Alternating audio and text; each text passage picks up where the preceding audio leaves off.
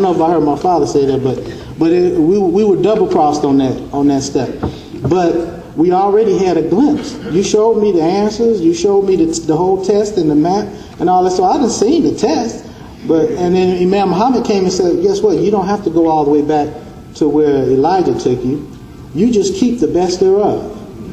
You keep the best thereof with this new mind and this new idea and knowing who your new Savior and your true Savior is. And that's this book that I have before you, the Holy Quran.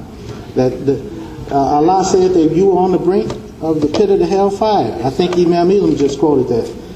And it was Allah that saved you. So what kind of sense or what kind of people are we to step away from the acknowledgement that we were a people that were lost, double-crossed, virtually destroyed, thrown away, disrespected. God was disrespected, made the angels cry, the whole universe sobbed at what happened to us, you know? And for us to not acknowledge that we were saved, and to not acknowledge that the one that saved us is the Creator and the Lord and sustainer and cherisher of everything that we know and could even imagine. And he did it through one of our own creation, Prophet Muhammad sallallahu alaihi wasallam. You know, who are we to deny that we have a Savior? And a lot of times people with ignorance, they like to hit you real quick. So I get this all the time. So I learn to put the most effective response out there that I can real quick and just throw something out there for shock value. Because you're shocking me when you ask me what is Savior's Day and what is this and that. I'm like who are you, first of all? And what do you think you know about me enough to question anything, to even know what I value or don't value, and then to question my values? So they hit me with that Savior's Day. Like, why do we need Savior's Day? And I know where they're coming from. They come from the same place that the shaitan is coming from. They want dominance. They think they got an opportunity to capture a new little dupe or slave or something. That, you know, they think some of us out here that we don't have Imam Muhammad now, that we've been looking for a new slave master. That they say, well, hey, they ain't going back to the church. You ain't seen them. Ain't none of them going back to the church. So, but they gotta want slavery. They love slavery. You see how they are. Look at their history. But they haven't seen this group here. This group will set you on fire. I think if they come and try to, pull the wrong moves on us, I watch a lot of television, sci-fi. I would not question my eyes if I just saw them burst into flames. Because it ain't happening. This ain't the group. This ain't the group to do that to. So, alhamdulillah. We're not going back. Allahu Akbar. It's just Allah is so merciful, and the schemes of Satan are so plain and so easily defeated. But we have to do whatever we can to have patience and lift up and to correct wrong when we see wrong. We used to have a habit of doing that. Fearless. My parents raised me. I couldn't even begin to tell you how many times as a child I was a little shy guy, quiet. How many times I was like shaking in fear, wondering why my parents had taken this strong spirit. But you have to. There's a lot of ignorance out here. My parents did not bite their tongue. If they saw you doing wrong, and I'm not talking about me and other children, I'm talking about their peers, equals. They didn't care if you was 5 years old or 85 years old.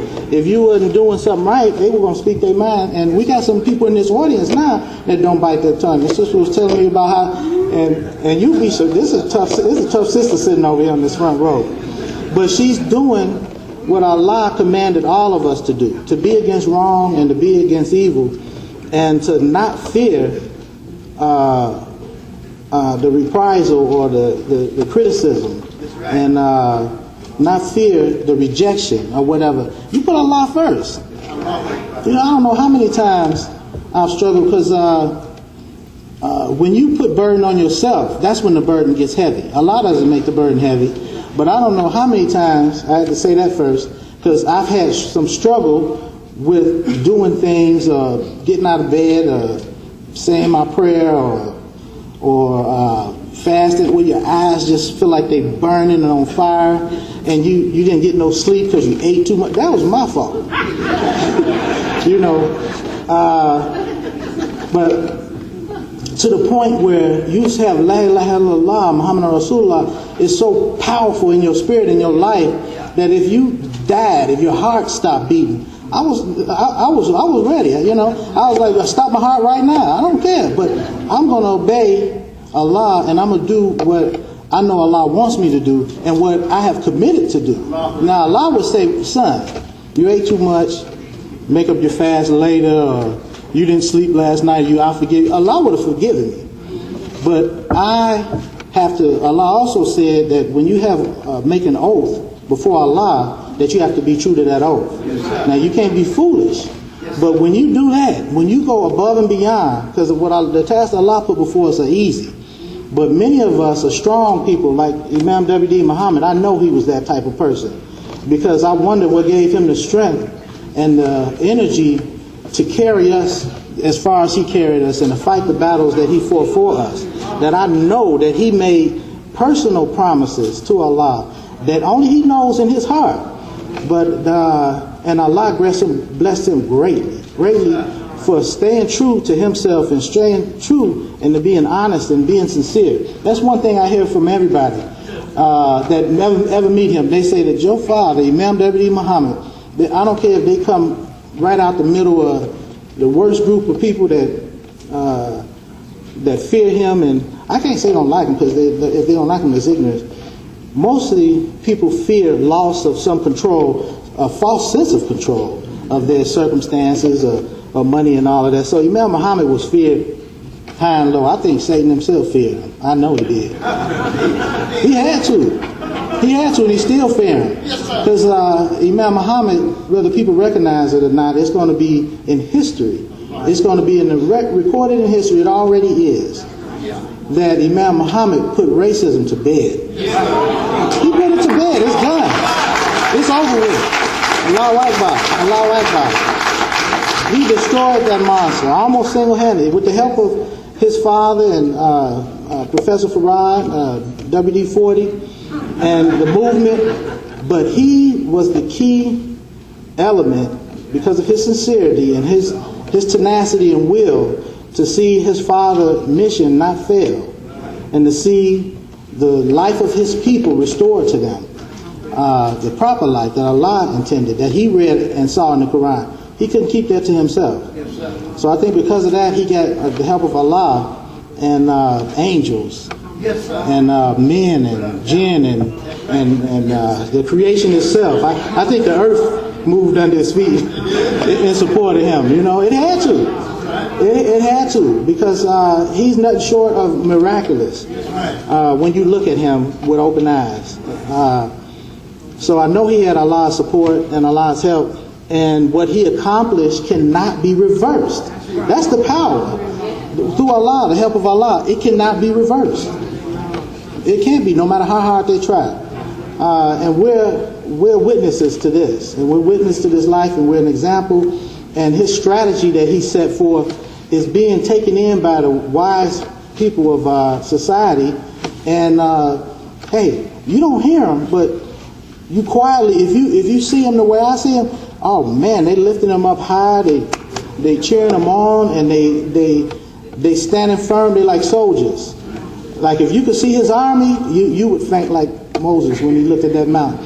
If you could see the army of people that's with Imam Muhammad, the good people, the men of faith, we know that the good is far more powerful than any evil or any corruption in the world.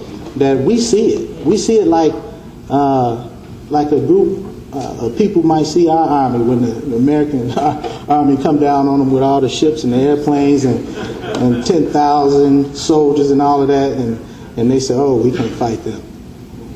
Well, we see it. We see the army of Allah, the good people.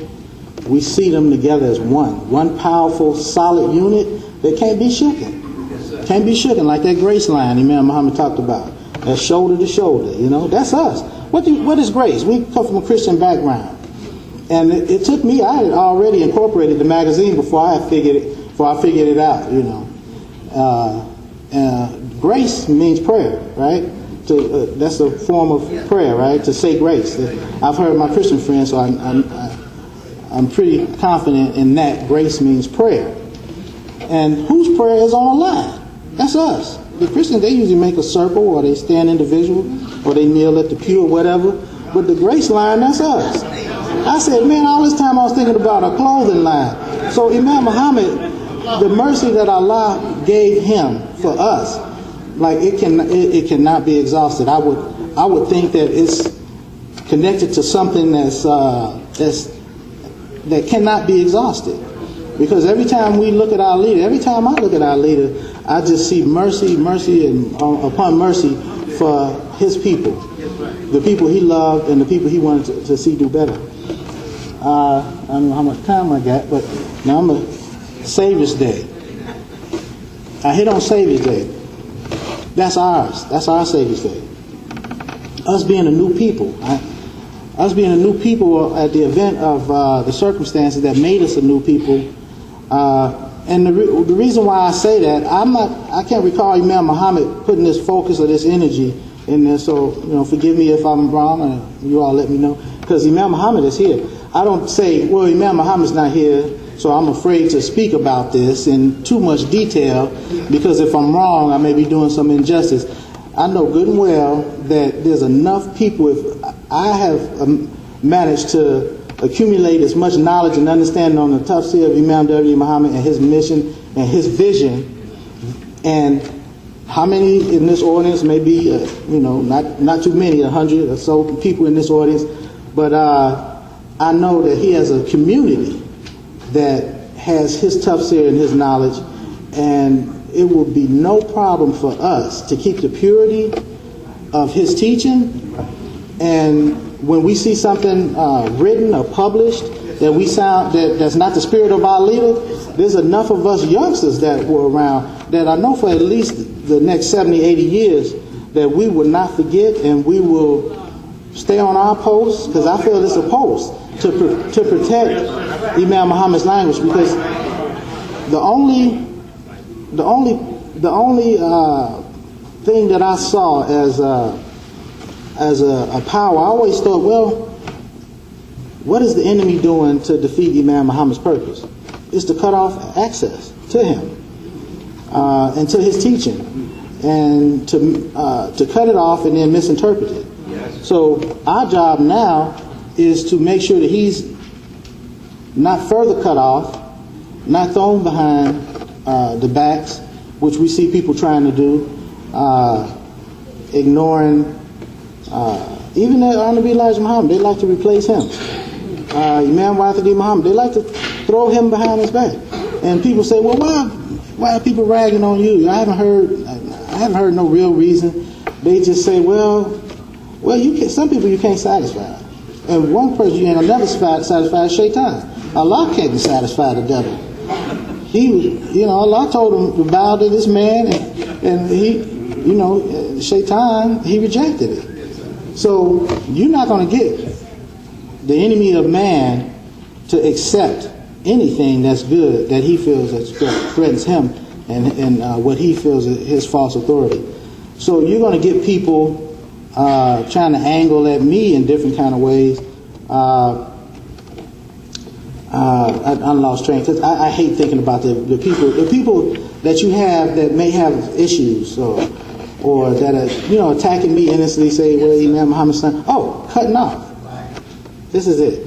If you just step back and look at circumstances, this is the thing about truth. When you're honest and decent, and truthful, Allah's protection is always there. You never fear. You never fear. The scheme that they want is that Imam Muhammad, yes, he's a natural man. He's a human being. Right. And what do natural men have? A natural man has a family. Well, he partners with a woman and they join in marriage. Allah and the angels witness it.